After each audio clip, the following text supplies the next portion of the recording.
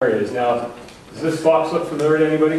Yes. Right. So when I first started to look for healthier things, this is one of those boxes I picked up. And it's 100% whole grain. That's great. It's vegetable thin, so you get a dose of vegetables.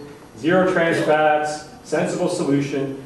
Then you turn it over, and now we've all become a little more familiar with the nutritional label. True. True. But I teach everybody that it's important that we look below the nutritional label. What's below the nutritional label? Ingredients. Our health, when it comes to food, has everything to do with the ingredients.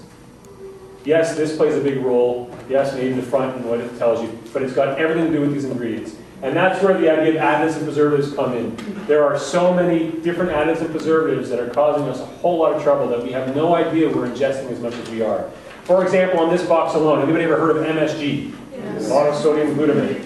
So that is actually labeled right on the box, monosodium glutamate. Now, the majority of products you see on the market that doesn't have monosodium glutamate, there's other terms that are used that allow that to be hidden under. So, for example, the idea of natural flavors. Anybody ever heard of natural flavors before? It's natural. It sounds good, right? Turns out there's about 400 to 500 different chemicals that are allowed to be used under the term natural flavors, as well as the term spices.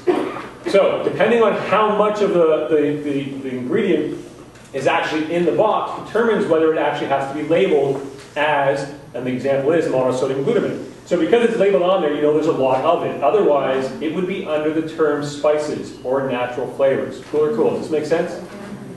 So really, it's just becoming